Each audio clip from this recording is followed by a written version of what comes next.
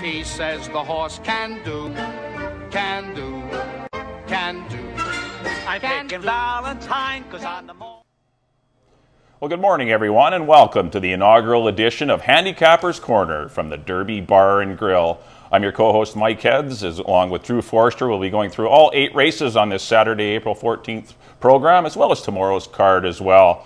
Well, it looks like, Drew, we have a fast racing strip for this afternoon's card. Well, we'll cross our fingers anyway. Hope the clouds stay away. It's been 6 months between the cards, and it's great to be back in action. Always a lot of excitement building up to opening day.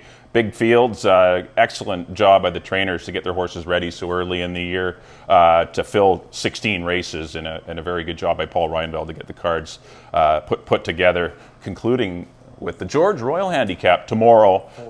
Big field of 10 going 6 furlongs. But we do have 8 races today, fast racing strip. No late scratches for the Saturday program so far. So, Drew, you kick it off here in race number 1. Absolutely. First race is a open 7,500 for older horses, going 6 furlongs. I have gone with the 6, Woomboom Express. He's been running at Santa Anita, obviously a tougher course down there. Definitely. Running for 16, 10,000. Now he's in here for 7,500. I think that gives him a fitness edge as well as a bit of a class edge here. In second, I got Mark Cluche's Mo Power. The only time this horse ran for 7,500. Swish.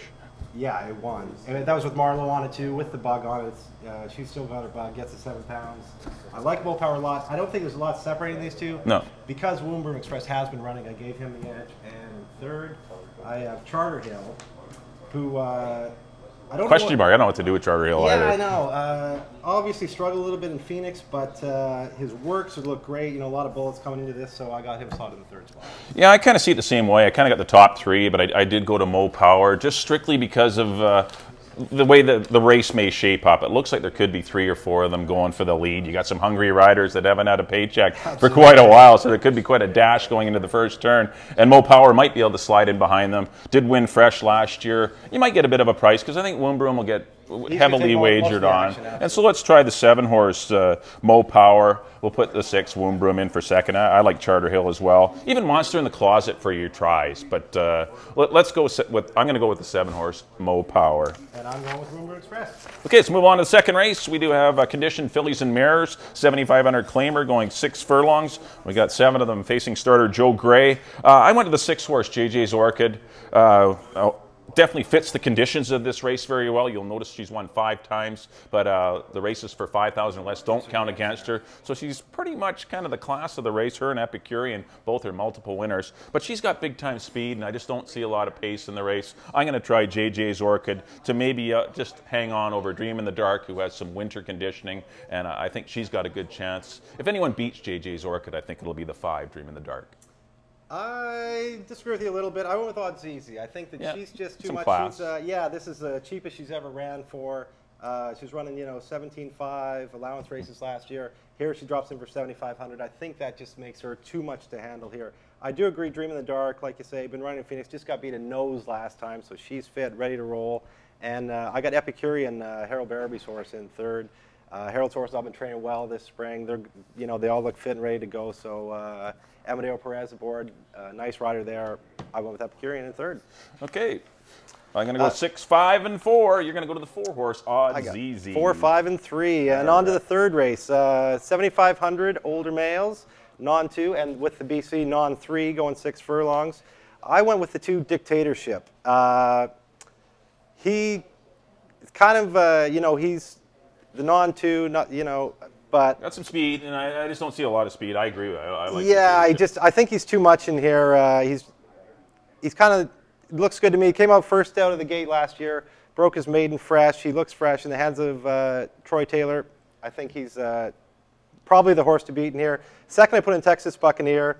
He's coming off a win last fall here. Seems to fit the condition well. He slots into that BC non-3 category. And 3rd, I put Cat Saxon, a horse that was running pretty tough here in maiden special weights, in higher level maiden races. Broke his win a maiden special weight in Northlands there. Now he's fits in that non-2 condition. Yeah, I agree with you with Dictatorship. I just don't see anyone to go to the front in here other than maybe the 1 horse he's busted. I don't know what was really in that maiden $5,000 race at Turf Paradise, but those races towards the end of the meet were getting a little less in quality. Yeah. They weren't super tough. So I think Dictatorship should be able to handle. He's busted. If Dictatorship can't hang on, I like the works on the 6 under the hood out of the Jody Rawson barn. She's the daughter of former top trainer Roy Rawson, and she's got her horses. Looks like she's got them really ready. Looks like she's been training her horses for quite a while, maybe December or January, because they came in. We're working 5/8 and a half mile pretty early after the track opened, and a lot of our horses seem to have a lot of mileage into them. So I wouldn't be surprised to see under the hood in there. I went 2, 6, and 8, but I think we agree the 2-horse Dictatorship should be doubly tough in race number 3. All right, race number 4, just kick off the pick 5, and it is a 100%. You got to get all 5 or the pool gets carried over. So that's right, 100% carryover this year. So get marking out your pick 5s. A good opportunity to make some big money with not investing a ton of money. I definitely like the 1 horse in here, Bon Bunny, of these $25,000 claimers. It's a tough little race, though. You got Western Woods, Pop Artist, got some classy dudes in this one. But Bon Bunny, if Richard can kind of extract him from the rail, that's my only concern. He's got the inside. He's a horse that, if you look at his races, when you see 4-wide trip, that's good for him. He likes the outside. He doesn't like being cramped down on the inside and perhaps being trapped and being having to check and wait for him. He likes to freewheel on the outside. But Richard knows him well. He could have ridden a couple of other horses in the race, and he chooses to ride Bon Bunny, and I'm gonna go with him. I went 1, 5, and 6. I give Western Woods a shot at a bit of a price. He ran well fresh last year. Did lose to Pop Artist, but still he's speed, and you must concentrate on speed in these 6-furlong races at Hastings. The horses laying up 1, 2, 3 are generally the ones that win the money. Absolutely, and Greg Tracy's horses again look really good this spring. Yeah. I agree. I went with Bon Bunny in the top spot. He's a stakes winner here last year. Now he's in for 25. He's ran last time at Santa Anita, again, very tough place. Yeah. Been running all winter. He's probably got a bit of a fitness edge. Dynastrol. I put the Troy Taylor horse Dynastrol in for second. Didn't know what to do with him. I was stuck on him. Got some back class. Had a tough season last year. Actually, things have been tough since he fell. Clipped heels and went the Canadian down. Derby there. Yeah, it was a big pile up on the clubhouse turn there. This is, however, the first time in for a tag, so the bit of a class relief there. Not that this is an easy race for a tag.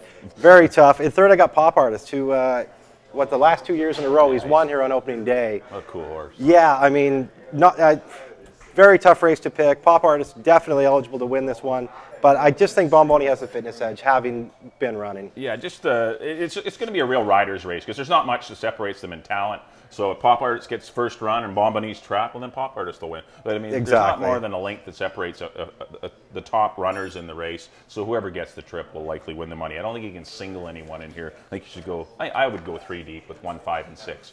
The first leg. Yeah, I got 1, 3, 6 just throwing in Dynastrol there. On to the 5th race, a maiden optional 30 for 3 and up.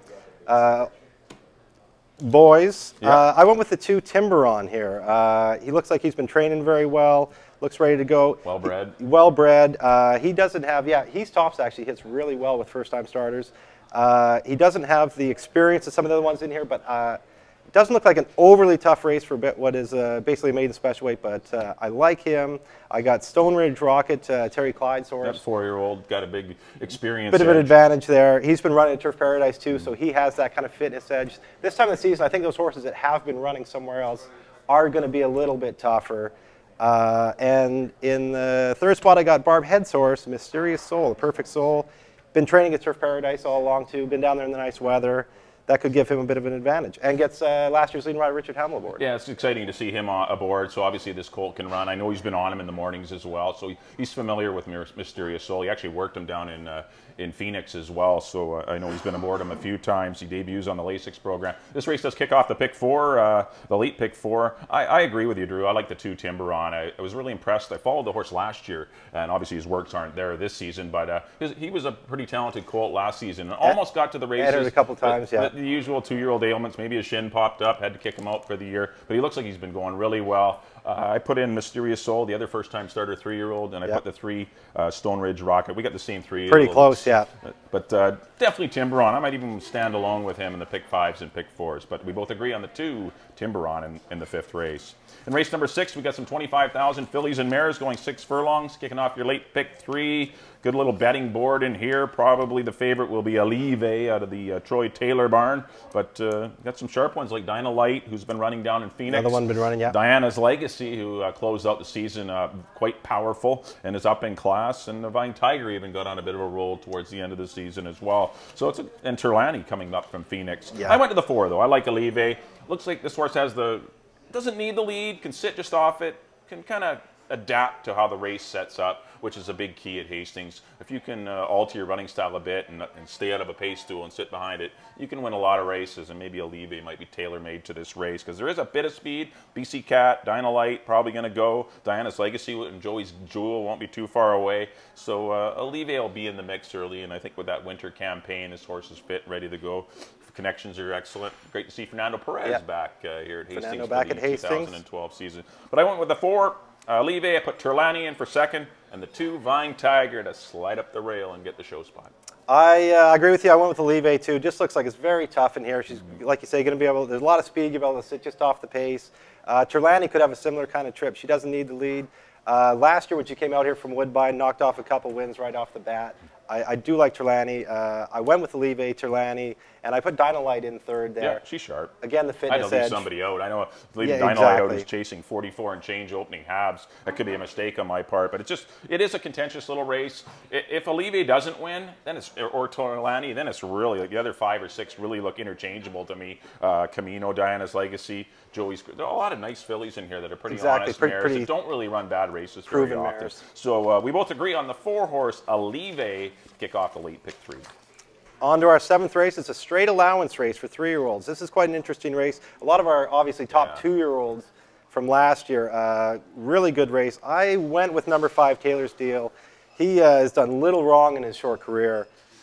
Winning the Turf Paradise Derby in pretty handy fashion. Yeah, did it nicely. Looks like the class of the race. There is, I mean, you got Here Comes Lucky in here. We got 4 stakes winners in here. Exactly. It's a really classy field for 6 horses, and a couple of stakes placed runners. The other 2 runners that aren't stakes winners, Lord Henry and Clear the Runway, are both stakes placed. So they're it's a pretty classy little very field. Tough. Yeah, I got With Counsel in there, who won the Ascot graduation at the end of the year out of the always powerful Dino Condolino's barn.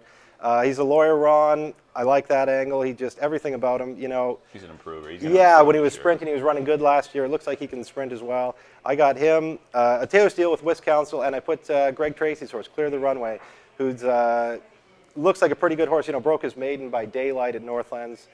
I know Greg knows how to have horses ready, and his all look like they're training well, so I put him in the 3rd spot in a very tough race.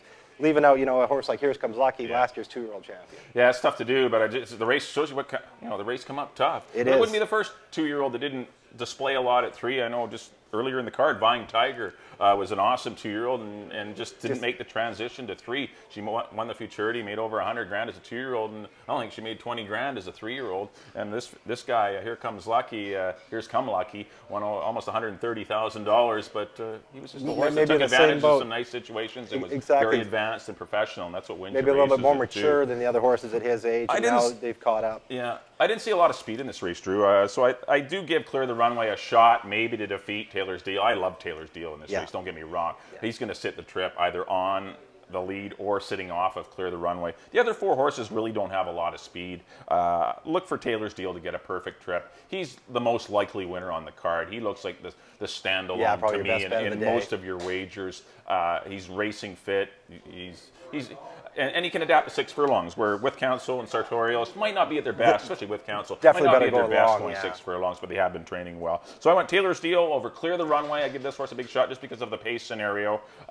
Maybe he's not the 2nd best horse in the race, but I think today he may run 2nd just because of the 6 furlongs and his running style. And I put With Counsel in for 3rd. So I go 5, 6, and 3 in our feature race. A nice allowance test for 3-year-olds going 6 furlongs. In the 8th and final, we do have some $3,000 claimers, the hard-working soldiers that we need every race day to fill cards, these 3 granders. 6 furlongs will be the trip. Exactor, Triactor, Superfectas, field of 9 going postward. I went to the 8-horse, Nudge, Nudge, Wink, Wink, once again relying on that fitness edge. And plus, she's got pretty good speed, too. I think she can overcome the outside post because it is 6 furlongs, not a long run into the first turn, so I'm going to like her. I'm going to gamble that she's going to get to the top. Put the 5, Our Dubai Girl, another one, winter campaigned, should be in good position early. And the 7 horse, Her Time to Shine. She either runs really well, it seems, or really poorly, but she's a horse that is eligible to win at this level as well, out of the Jody Rawson barn. I went 8, 5, and 7 to close it out. Exactly, like I said, another one of the Jody Rawson barn. They've been training along well. However, I think Nudge Nudge Wink Wink is the horse to beat here. Just everything points to her. Great sprinter, been running. Just got beat a length in her last race. Comes in here fit. I think maybe, like you say, maybe a single in your big tickets, in your pick 5s, pick 4s. Yeah, if you're not going to spend a lot of money in your pick 3s or pick 4s, and you got to cut the ticket down somewhere, and definitely Taylor's Deal in the 7th, and perhaps as you mentioned, a horse like Nudge Nudge Wink Wink. I hate to sit key going into it in the last 2 legs. But, especially if you got a few big price horses before that. You got to do it sometimes. I got Her Time to Shine in 2nd. And 3rd, I put Mark Lucche's horse, Diva Ballerina. This is the cheapest race of her life. She'd been running for 12, 5, 7,500, 15, right. In that kind of mid-category all last year. Now she drops in for 3,000. They have her 10-to-1 morning line, but I think she's a value play at that. Yeah, it's probably not best at 6 furlongs, but you're right. The level may dictate that she's going to circle them anyway, so it should be interesting to see how she does. But definitely one to keep in mind for your Triactors and Superfecta. So we both agree on the 8, Nudge Nudge Wink Wink in race number 8. That does conclude our analysis of the opening 8 races for Saturday. Up next will be the slate of all of we'll do a quick recap of my selections, then we'll pass it over to Drew's selections, and then we'll be joining you shortly for Sunday's cards. So up on screen now are the Saturday picks, and here I'll quickly run through them. In race number 1, I like Mo Power. So race number 2, the 6, JJ's Orchid. The 2, Dictatorship in the 3rd. The 4th race, Bon Bonnie. In the 5th race, number 2, Timberon. In the 6th race, number 4, Alive. In the 7th race, number 5, Taylor's Deal. And in the last, number 8, Nudge Nudge Wink Wink. And on to my picks. We have a lot of the same picks here today, Mike. Hey, geez. We might have a great day. In the first race, I won number 6, Boom Boom Express. In the 2nd, number 4, Odd ZZ. In the 3rd, number 2, Dictatorship out of the Troy Taylor barn. In the 4th race, number 1, Bon Bonnie. In the 5th race, number 2, Timberon. In the 6th race, number 4, Alive. In the 7th race, number 5, Taylor's Deal. And in the 8th, number 8, Nudge Nudge Wink Wink. Well, that concludes our Saturday, April 14th edition of Handicappers Corner. Please do stay with us. We're just going to take a couple of minute break, and we'll be back with you to preview Sunday's card. The guy's got him figured out 5 to 9. So make it F10. He wins by a half. According to this here in the telegram. F10. I got the horse. Right.